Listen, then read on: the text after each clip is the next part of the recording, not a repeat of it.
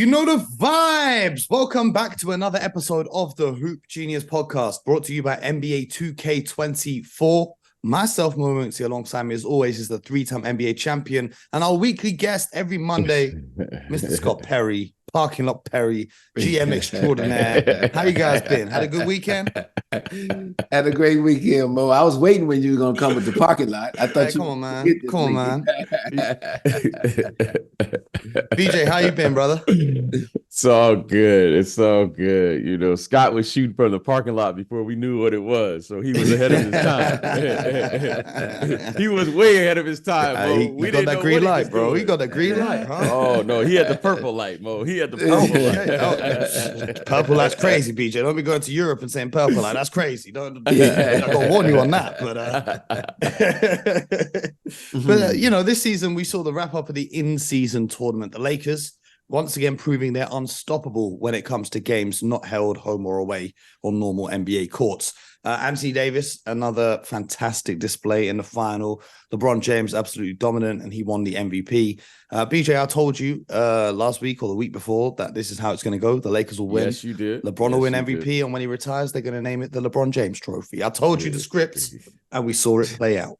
But I wanted to know from you guys, after the first year, obviously there's a few teething problems the first year, but what were your takeaways from the in-season tournament? Did you see it as a success, and how do you think it could be improved?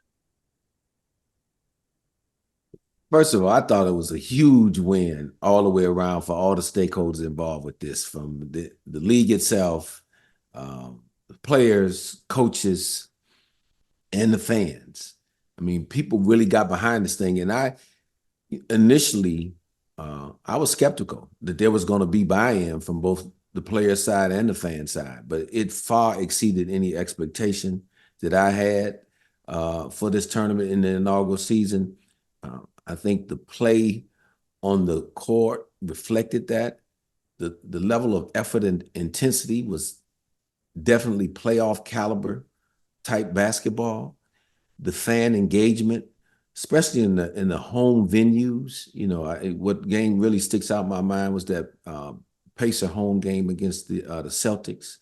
It really, you know, remind me, Scott. Television. Remind me. Exactly. But I mean, the energy really came through the television in that game, and I mean, it made that was a special moment, I thought, for the tournament. Now, obviously, once they got to Las Vegas in the Final Four, that was a big deal itself. But no, I think this thing got off to a terrific start, and it's cemented itself as a part of the NBA season moving forward. And I think there'll be a lot of great moments of basketball that lies ahead. Well, you mentioned that Pacers game, and the energy was electric in that home game for the Pacers, right? However, when it came to the semifinals and the finals in Las Vegas, you know, the NBA was pushing a huge, big deal. Oh, they're going to Vegas. They're going to Vegas. The crowd was awful. I mean, they said that they had a sold-out crowd. It felt like there was about 300 people in the building. It felt like there was no atmosphere. It was very disappointing. So, BJ, I wanted to know if you think having a neutral location for the semifinals and the finals was the right call and having it in Las Vegas. And do you think in the future it'd be better to go back to having it in actual NBA arenas? Because unlike, you know, football competitions, soccer competitions that they tried to model it on, you know, when it's the Champions League final, when it's the FA Cup final, you have supporters of both teams. They travel to the game for the final to show their support.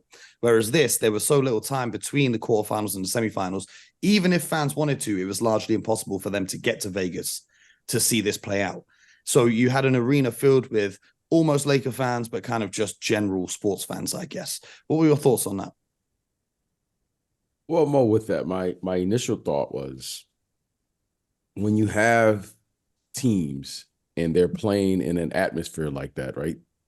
If you have it at one of the team's home court, they'll have a significant advantage. Mm-hmm. So I think this is the right call to have in a neutral location. However, as the fans get adjusted to the scheduling of this new tournament, because as Scott mentioned here, you know, we didn't know how this was going to play out. You know, change is a very difficult thing for a lot of things, right? The players had to get adjusted, the coaches, the fans, you know, us here as people who cover the game, we all are getting adjusted to here. So now that we have a visual, we can plan accordingly to participate, seeing, which team is going to make it, so forth and so on. I mean, there is a quick turnaround. So I don't know what's the expectations, because, it's like one and done. It's kind of like here we have a version of that called the NCAA tournament, right? Mhm. Everyone can now plan to go to the Final Four. However, your team, by the way, Mo, has to make it. Mhm. Okay. But like So in football, there's like at least 2 weeks that you have between the semifinal and the final, for example. yes. So there's yes. enough time to sort out flights, accommodation, and all of that kind of stuff. But I think but overall, And I also just to jump in, the NBA ended up selling tickets for like 25% off just before the game. They hadn't sold out the game in advance. They were trying to get rid of the tickets to fill out the arena before the game Right. started. I think too, I just want to, another one of the challenges will be if you're trying to host it, let's say the semifinal and the final in like an arena of the teams that are playing, logistically, being able to get the building becomes an issue. Especially when you're trying to weave it into the regular season like that, there may not be availability on those days. But it brings up another thought for me too, when talking about maybe a change. Maybe there's an idea that will eventually rotate it. It won't always have to be in Las Vegas. Kind of like the NBA is going to start doing, the NFL's been doing this, how they rotate the draft every year. So maybe the NBA has a different location for the All-Star game every year. So maybe you start building this thing and have cities bid on this tournament, this in-season tournament, and you rotate it around. That way teams, fan bases can prepare each year. Okay, if our team makes it to the NC tournament semifinals or finals, we're going to be playing in Los Angeles, or we're going to be playing in Miami, wherever the case may be. So that's just another thought towards the challenge. I think the thought from the NBA is that eventually this can go international. They could be hosting the final of the in-season tournament in Saudi Arabia, for example. But I thought of you guys while I was watching the games. Someone tweeted, "This feels like I'm watching a Pistons game, a blue and red court with barely any fans in attendance." And I thought, should I send this into the group chat, or are these guys going to be too mad? Well, Mo's hitting low this morning, isn't yeah, he? he is. He's Yeah, hitting low. yeah. We gave him a nice. We were pleasant with him with his Celtics. When they lost Exactly. there, that's okay. Well, here's the thing. I think one of the biggest wins of the in-season tournament, though, is for a team like the Indiana Pacers. They don't get on national TV so much. Tyrese Halliburton is a young star in the NBA, but unless you really follow the NBA, you might not know him. And now this has kind of put him on the map. And it's showing you how great for a small market team like the Pacers this can be. And so I wanted today to talk about the Indiana Pacers and how they're set up to improve for the future, because we saw in that final, the Lakers did a great job of throwing two defenders at Tyrese Halliburton, not allowing him to get into his flow and play his game, and then making it very tough. Every shot he was taking was contested by a bigger defender, and he couldn't really even find those smooth passing lanes he usually finds because they're throwing two at him, and the Lakers are a big athletic team. So looking at the Pacers and their roadmap to kind of improving, it's clear that they need almost a second star to go alongside Tyrese Halliburton. There was a lot of talk this week about how many guys in the NBA would want to play with him. JJ Redick and the likes of that on ESPN were all talking about how much guys around the league love playing with him. So looking at the Pacers, they have the lowest payroll in the NBA. They have $9.7 million right now in cap space to absorb salary in a potential trade. They've got 14 players earning between $2 and $22 million, so you can package those guys together in trade deals. They've got 5 tradable first-round picks, 10 tradable second-round picks, and the potential to have max cap room in 2024 in free agency. There's talk this week that the Pacers are looking for a big athletic two-way wing that can come in and join them. So the names like Pascal Siakam, OG Anunoby spring to mind, obviously, with expiring contracts from Toronto. But Scott, as the GM extraordinaire of this podcast, if you were in charge of the Indiana Pacers, what would you be looking to do? Would you be looking to make a trade in season, or see how far you can go with this group and save that max cap space for next summer? Well, first of all, when you're an executive of a team like this, that you build a young team like the Pacers have, it's important to be playing meaningful basketball throughout the entire season. And so this in-season tournament provided an early look into what they have. I mean, the team played well throughout the tournament. Last night's game revealed that maybe they don't have the necessary interior physicality that's needed to play playoff basketball. So again, but we're at the first benchmark of it. I think what I would be doing is finding out who are the long-term keepers this year. I would be studying that closely. The beautiful thing for them is that they have, and BJ knows this, the toughest position in basketball, in my opinion, the field, the lead guard position. They have one in-house. And so it makes it a lot easier to build from that point. You know, you mentioned the amount of cap space that they could potentially have, but then again, now you're sacrificing a lot of players that are currently on this team. In my opinion, their best path forward probably would be utilizing the assets, like you said, and looking to trade to get the necessary additions to this basketball team to help them make the next step forward. Again, we're only 20 games into the season.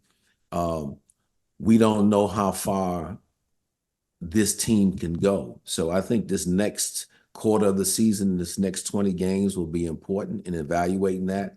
Again, like I mentioned, the physicality of yesterday, I'm sure, raised some eyebrows, but they may have already known that they are going to need to address that. You know, you talked about a big physical wing.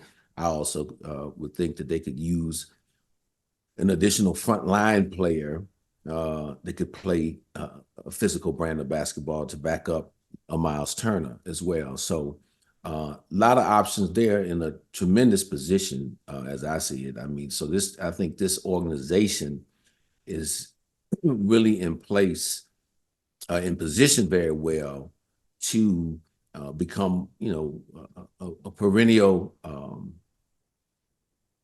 factor in the Eastern Conference as the playoffs shake out, and they have the potential to have a sustainable run coming up, over the next 6, 7, 8 years. What was the glaring theme for me in watching this game? And I agree with what you said, Scott. You want to have your young team, especially a team like this who didn't make the playoffs a year ago, be playing meaningful basketball. Check. I think they've exceeded that because they were playing perhaps coming into the final game, maybe better than anyone up until this point, up until last night. But there was a glaring thing that really stood out to me more than any other aspect of the game last night was Anthony Davis dominated the interior play on both ends of the court. Okay. To take a page out of Coach Ime Udoka, they were the more physical team without question. No. They were that it wasn't like Anthony Davis had an exceptional game. He was the more physical player on both ends of the court. Okay. And I don't, Anthony Davis is what I would call he is a vertical athlete. He blocks shots. He can contest at the rim. However, I haven't seen Anthony Davis play with that level of physicality in quite some time.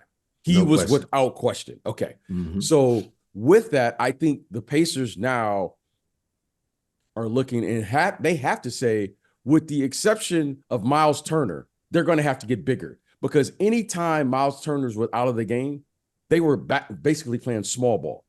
That was the first thing that was glaring to me. The second thing was the backup point guard. Now I know the other kid, Andrew Nembhard. Andrew Nembhard. He was out. He was out last night. So you could see, because he is a terrific perimeter defender, along with being another initiator. He's done a great job on LeBron James, and every time he's seen him so far. They missed him. So I think you can see how much pressure that put on Halliburton to perform well. And he didn't have one of his better games. Now, in addition to that, the thing that I was most interested in as a lead guard, and I really look at that position, was what was the adjustments that Halliburton was going to make, because Anthony Davis is an exceptional perimeter defender. He perhaps is if he's not the best, he's one of the best at switching, doubling because of his activity level of being able to do that, right? We saw what he was able to do against players like Steph Curry, Jamal Murray. I mean, he's seen, so this isn't a new thing for him. He's been around in this league, and he has the versatility to get out there and cause some havoc. So give Anthony Davis credit and the team credit, and they kept fresh big bodies on him. I mean, Cam Reddish, they kept those guys on him, Torian Prince.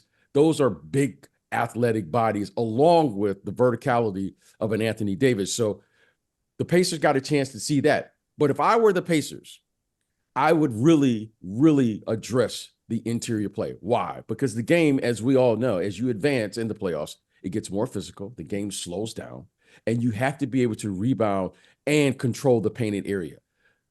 Anthony Davis dominated them. He had 40 out-rebounded. Yeah, they were out-rebounded 55 to 32. So and everyone Anthony Davis had 20 boards. Everyone will be talking about and I'll let you guys go. Everyone will be talking about getting a star player and all those things. However, you got to meet the physicality of the game. Okay. Yeah. And they didn't do that. However, they did continue to play through it, but you could see the glaring weakness that they had. Yeah, no, they did continue to play hard, but like you said, and I totally agree.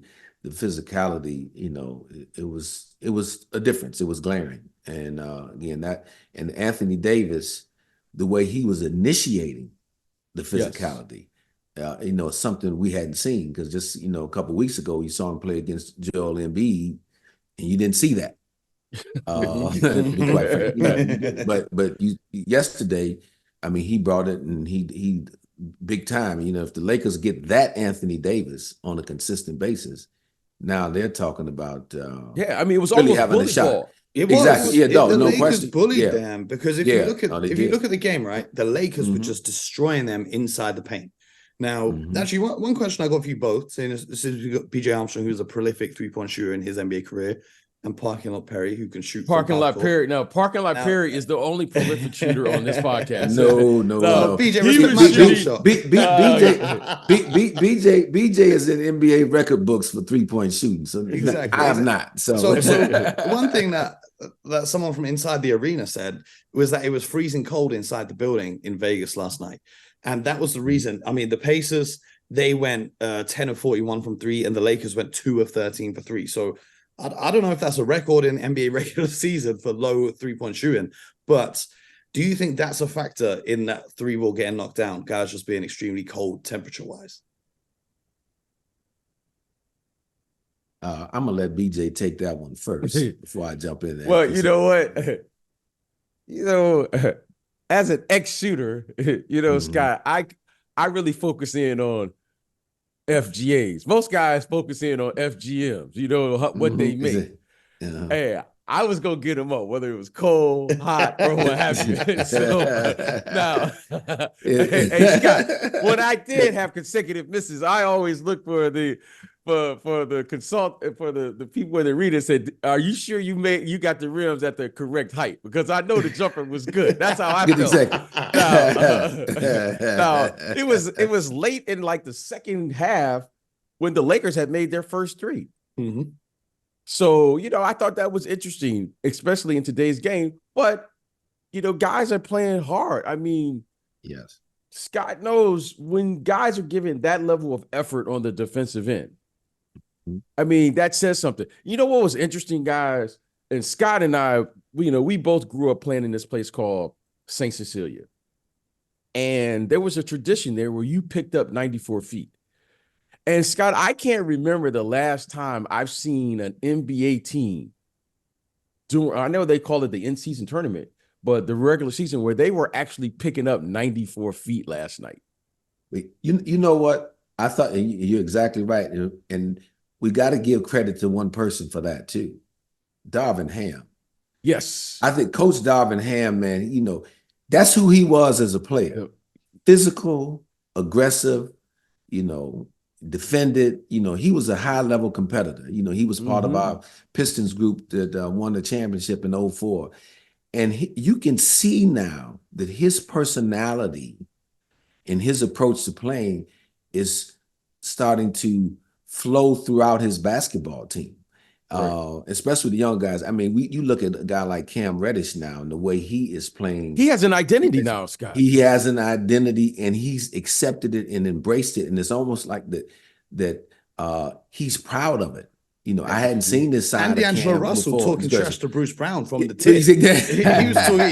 He was scoring on him. He said, I remember Bruce Brown early in the game picked up his second foul. He points at him. He says, that's 2 already. And then when Bruce Brown goes to the bench, he's pointing at him every time he scores. Like, and the move that he made, you know, a few weeks ago about putting Austin Reeves back with the second unit, right. I thought was an excellent coaching decision. It allowed him to regain his confidence. He kind of runs the second unit group, can score, but yet they'd still have him in position to close out games with the starting group. And I just think this has really helped this basketball team. So I think we'd be remiss by not recognizing Saginaw's finest, Darvin Ham, for the job that he's doing, you know, in terms of helping get establishing an identity for the Lakers of trying to become that more physical, aggressive defensive team. Well, you can see it from the jump. As soon as the game started, the Lakers were saying, okay, you guys want to play up and down. We're going to match your pace.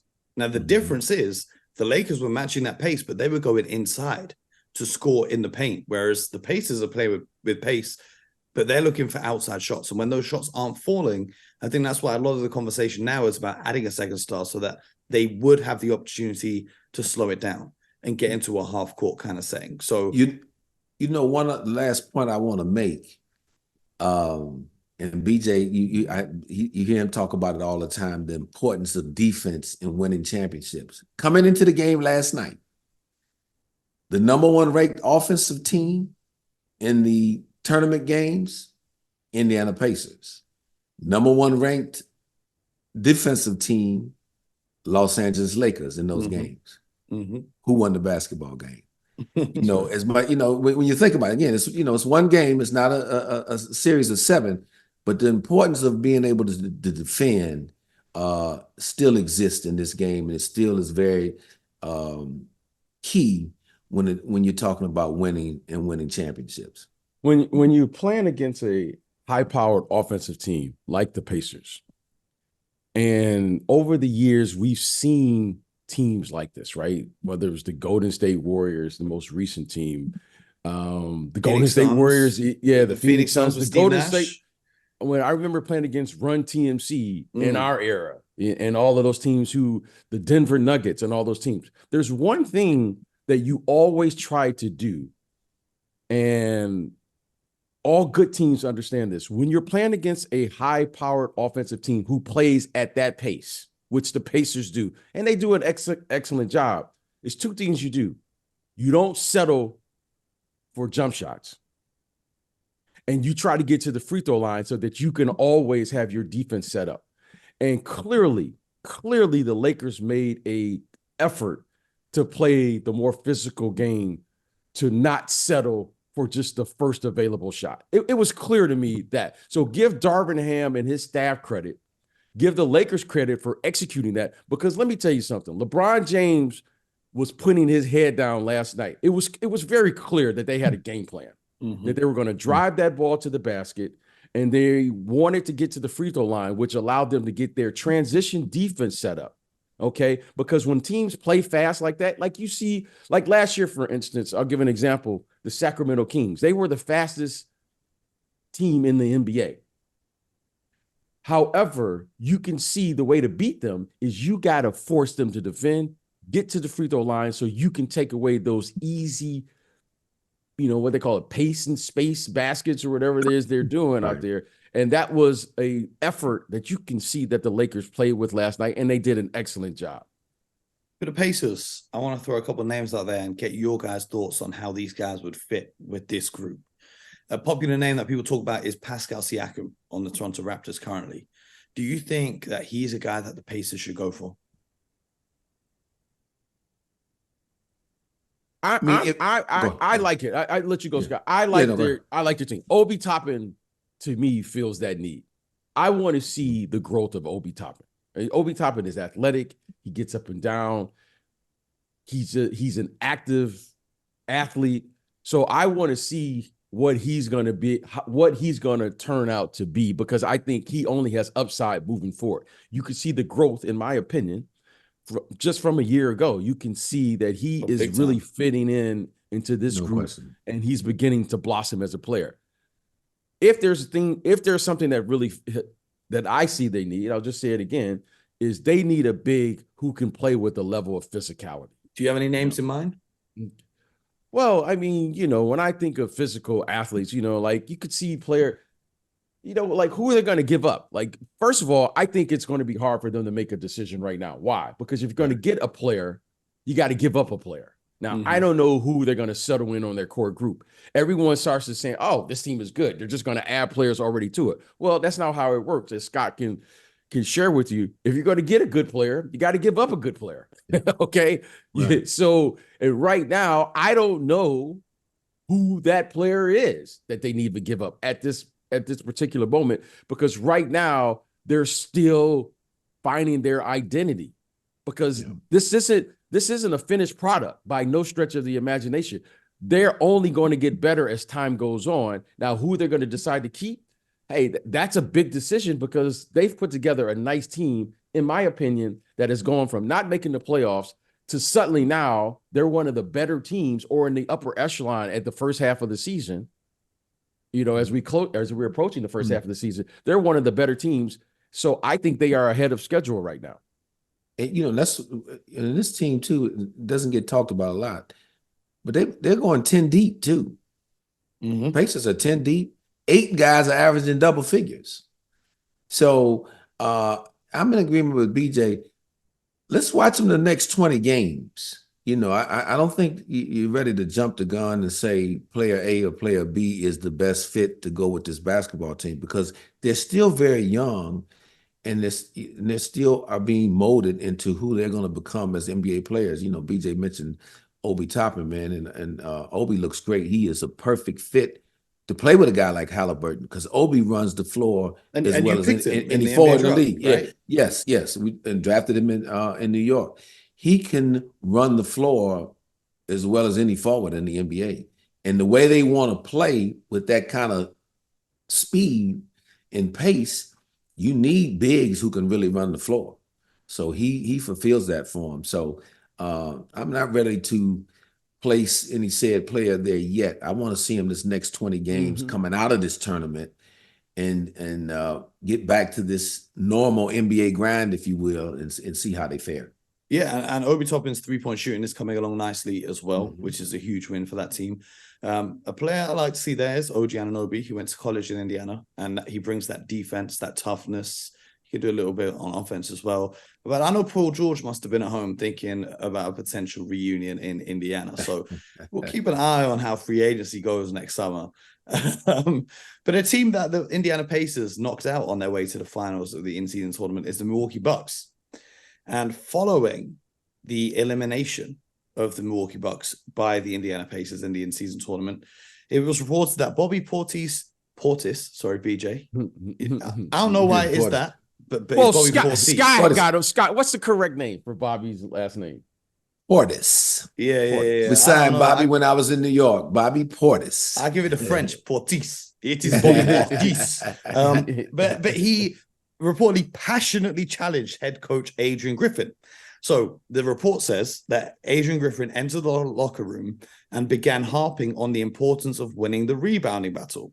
The Pacers out-rebounded the Bucks 51-46, which is also interesting given what we spoke about, about the physicality. They managed to do a great job against Giannis, but it wasn't enough against the Lakers. But Bobby Portis scored 4 points on just 5 shots in a near low season 18 minutes, quickly interjected and stressed how essential it is for Griffin to structure the offense down the stretch of games. Now, should the Bucks be concerned about Adrian Griffin? Because a few things have happened now this season. The first thing was Terry Stotts leaving the team because he was you had the incident with him in practice where he wasn't respecting Coach Griffin. And then we've had the players deciding they want to revert to drop coverage instead of Adrian Griffin's defensive scheme that he was trying to implement. That didn't get off to a great start. And now you have reports of Bobby Portis going at Adrian Griffin and telling him what he needs to do down the stretch of games. Should this be a concern for the Milwaukee Bucks? Because it is Adrian Griffin's first year here as a head coach. Do they need someone with a little bit more experience if they're going to get this thing together? First of all, I've known Adrian Griffin for a long time. Traded for him when I was in Seattle. Worked with him when he was an assistant coach when I was an executive with Orlando. Good man, passionate man about the game. So happy that he, has received this opportunity to become a head coach. Now, with that, when you hire a first-time head coach, a guy who had been an assistant his entire career, and you bring him from outside of your building, secondly, it's no different than a rookie basketball player. It's going to take time. He is learning his voice. He is learning, when I was a coach, when I went from in college from an assistant to a head coach, they used to say that is a long 12 inches over from being an assistant to a head coach, because you're going from making suggestions to decisions. And that takes a little time. The unfortunate thing for Adrian and the Bucks, that they have a team that is in win now mode. It's championship or bust for them based on all of the moves that they've made. Yeah, normally a guy in Adrian's position is going to a team or franchise that is building. It just come off a lot of losing, and now they're looking to get an infusion of energy from this new coach. So it's incumbent upon Adrian, his learning curve has to happen that much faster. Bobby Portis, I know Bobby Portis. Bobby Portis is a highly competitive guy, and he is all about the team. So I wouldn't read a ton into words after a game like that. Look, emotions run high. Bobby knows, Bobby's won a championship there in Milwaukee, wants to win another one. Adrian, I know, is feeling the pressure and the lofty expectations of, hey, we've got to get back there to win another championship. So the two of them know that they're going to have to work through this quicker. With some quickness now.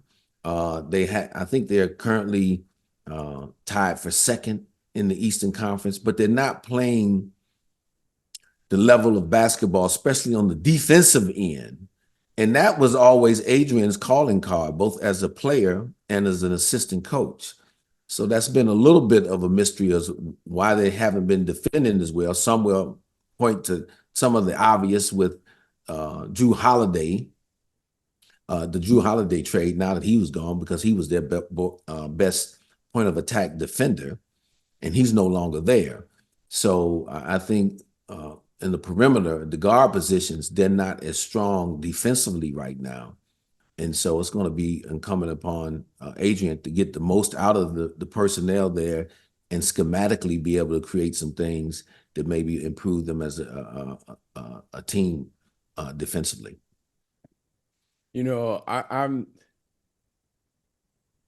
There is a prevailing philosophy, and we are so fortunate here to have an extraordinary general manager like Scott Perry here on our show. You shout praise and you whisper criticism. And just to remind all of our listeners here who rock with us here on our show, but Scott understands this better than you and I, Mo. After a game, the last thing you do is you start criticizing the players because emotions are at its peak level. Now, Scott understands that there are some things you probably want to address, whatever that may be, because we all know the expectations of this group. This is a championship or bust situation here.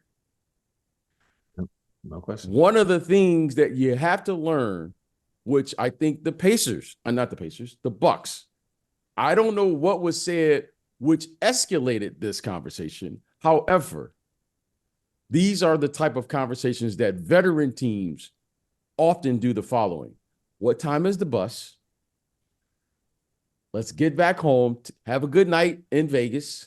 Oh, no, this was in Milwaukee, the game with the Bucks. The Bucks and the Pacers was in Vegas. Okay, yeah. Okay. Yeah. Mm-hmm. Have a nice night. and let's address this to whatever the corrections that's needed. Because what we know is defensively, this team is lacking right now. Okay. Bobby Portis, for better or for worse, however you want to look at it, now he has won a championship and he's seen what it takes. He's done it. He's been there. He understands that. Okay. We also know, as veteran executives, that when you see players begin to take ownership of the group, that's the number one thing you want. So what Bobby did is what you want. However, timing is of the essence when you start talking about where things go. It can go right or it can go left. So with this group right now, there has to be a fine balance, because here's the one thing that I've never been in. I've never been on a championship level team where there hasn't been conflict. No question. There has to be conflict. Conflict is essential to the success of the group. And we have to have what's called truth tellers in this group. Unfortunately, now, when someone tells the truth now, it's always looked as a negative thing. I've never been on a championship caliber team where we didn't hold each other accountable, and it will never happen. So whatever happened in that locker room, to me, was excellent, because it was brought to light, right? We all know you got to execute down the stretch. We all know if we're going to play defense, and rebounding is the final component to being a good defensive team, because if you allow the other team to get the rebound, you're still on defense. So whatever was said and whoever said it, let's address it, because this could go one or two ways. Either that will be a defining moment for this team, the Milwaukee Bucks, and they were talking about the turn of their season, or it will be a moment that suddenly people will be in denial about and act like it didn't happen. Either way, we know that if they're going to be a championship caliber team, they're going to have to defend. Mm-hmm. Okay. Yeah, right. And we know that they're going to need a buy-in from this team to hold themselves accountable. Now, we're going to put all of the say what, Adrian Griffin, so forth and so on. Okay, that's fine. You accept that responsibility. But the first responsibility has to be those guys in that uniform. And those guys got to hold each other accountable. So I like it when there's conflict, because to me, that says something about the group. And right now, we can all agree on this. They are underachieving from what we expect this team, this current version of this team, to be at the moment, if you were saying what we thought they were going to be at the beginning of the season. Now, they have time to turn it around. Clearly, they have players who are experienced. I don't think there's a need to panic. We can place the blame wherever we want to place it. However, this group right now has the expectations. And I like the fact that there's been a little, uncomfortable. Yeah. They're a little uncomfortable right now. I like that. That says something about the group. That says something about the basketball character of this group. They care. So I love it. Yeah, no, I'll just add one quick thing to that, because I totally agree. You'd rather, and this is in life too, not just basketball. I'd rather bring something to the surface. If there's an issue, if I have a problem, and put it out in the open so that we can deal with it. One thing that will kill teams, and I've seen it, during my 24-year journey in the NBA, working in this game at this level, is when silos start getting created. People are afraid to say something out loud, but they go talk to their buddy over in the corner, or they go confide in the trainer, or they go confide in, an assistant coach. Or and then you have or the media, whoever it may be. And so that invariably will chip away and eat away the fabric of your foundation there, and it will make it almost impossible for you to become a winning basketball team. So I agree with BJ that, look, this is a moment for them, probably was needed, and let's see how the Bucks respond moving forward. Absolutely, we're going to see, and that brings us to my favorite part of the show, where we talk about which team or which player we're going to be focusing in on this week as we look ahead in the NBA. For me, it has to be the Lakers to see, do they carry the momentum of this in-season tournament win back into the 82-game regular season, Or are they going to party too hard in Vegas and now go on kind of a little slide and rest up a little bit? Because right now they're fifth in the West, 14-9, but the Western Conference, you're only 2 games ahead of the 11th spot. So you lose the next 2 games, other teams win, you go from 5th down to 10th, right? So the team I'm looking at this week is the Lakers. Can Anthony Davis could springboard off that huge performance and dominate throughout the regular season, go and get that defensive player of the year, put himself in MVP talks? Or is this going to be, oh, well, we've won the in-season tournament. We know we can play when the pressure is on. So now we can coast through the regular season, just make it in, and then we'll figure out the rest in the spring. So the Lakers are the team I'm looking at. What do you guys think about that for the Lakers? Do you think this is go ahead, BJ. I want to say something real quick and then give it to you guys. I think this play-in thing could have some backlash because, Scott, those guys were playing extremely hard, in my opinion, for a regular season game. Right. Mm-hmm. And then you put the travel in. I think everyone starts again to playing tomorrow, right? I think tomorrow. Okay. Yep. Mm-hmm. Scott, no games on Sunday. I'm not saying you don't play. I'm not saying you don't play hard during the 82 game schedule, but we both know that there is a rhythm and a level that you play with in an 82 game schedule. And this tournament was a different level. Yeah. I want to see these guys, how they're going to recuperate and recover, because the other teams have just been kind of sitting back. They should have fresh legs. So to me, there could be a little, little layover, a little having to regroup, because Anthony Davis and LeBron James, they was playing hard. Okay. For the Pistons, I mean, they got a tough Monday night. They've got the Pistons, the Pistons. So, they can ease back into their schedule.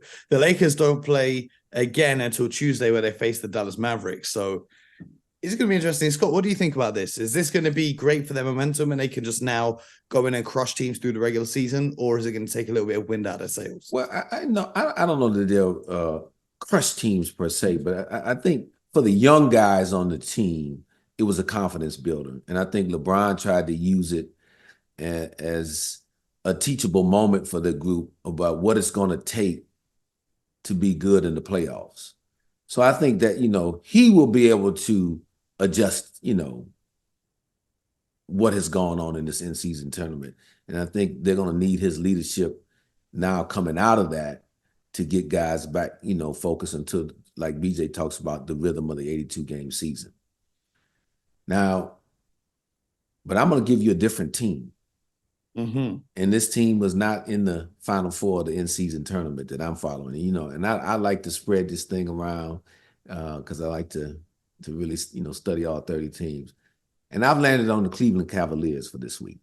Mm-hmm. And here's why. First, this was a team that made additions in the offseason, felt, after the playoffs series against the Knicks last year, where they lost 4-1. They added some shooting. They felt I like how Scott puts that in. Yeah. Exactly. I had to add that. Yeah, but exactly. So they wanted to add some perimeter shooting. They did that with Georges Niang, Max Strus. Yep. And they've gotten off to a relatively slow start this season because they were expected, because they finished in 4th place last year in the regular season. And I think the feeling was they need to move up the ladder even more this regular season. Mm-hmm. That hasn't happened. Currently yet. 6th. Currently 6th. But they've won the last 3, and they've got a big week ahead. You've got they're at Orlando, who's currently in 2nd place, tied for 2nd place, and then they're at your first place Celtics on a back-to-back. Mm-hmm. So now they're going to be playing the current elite of the Eastern Conference. How are they going to respond? How is that? Because they haven't shot the ball particularly well from 3 yet as a team. The last few games they have. But I think Donovan Mitchell's numbers are down, as well as Darius Garland in terms of the 3-point shooting percentages. So are they ready to make, that ascension up the ladder of the Eastern Conference, or are they going to still be kind of stuck in neutral which I see them as being to this point early in the season. So gonna watch them closely. Big week ahead for that basketball team. BJ, we all know your thoughts on the Cleveland Cavaliers and your trademark of Evan Mobley needs to be the best player on this team if they're going to succeed. So we're going to skip right past that because our listeners have heard that 101 times. Which is the team or the player you're going to be looking at this week? Well, believe it or not, guys, I've and don't say Detroit, please. No. Well, Detroit is always there. Believe it or not, because I think up until recently, you know, those LA Clippers, they've been sort of a disappointment since this James Harden trade and what they've done. I mean, here's a team that's put together. I mean, when you look at their books and the commitment they have financially, you're saying, I mean, no doubt they've pushed all of their chips to the middle of the table. They've quietly gone about their way throughout all of this. And I think they're like 1 game now or 2 games above 500. And they've just kind of methodically gone about doing what they do. And they've won a few games here lately. And, you know, they are a team that I expected prior to the trade to be pretty good. Okay. And then all of a sudden, once they make the trade, they were just awful. I mean, there's no way around it. They were really bad, right? For a number of reasons, right? You know, I mean, you can't miss training camp and do all of those things and expect anything less. This is the NBA. However, they seem like they've kind of found something here. And now, I don't want to get too far ahead, but those are really good players. Talk about Paul George. You talk about Kawhi Leonard, James Harden, Russell Westbrook. And for whatever reason, you know, over the last week or so, you know, you're saying they're playing more with more consistency, with better energy, and they seem to have found a little rhythm. So I'm going to be interested to kind of watch them now. Look like James Harden is rounding into shape. Look like James Harden has settled in as the lead guard, and they found a little rhythm. And it's going to be interesting to me to see as we head here to, right around Christmas. I want to see what this team is really all about. I think this is a big week that they have coming up to play. But I like the fact I think they were like 9th or 10th now or somewhere around there. That they've just they're easing up the rankings here, moving up the ladder.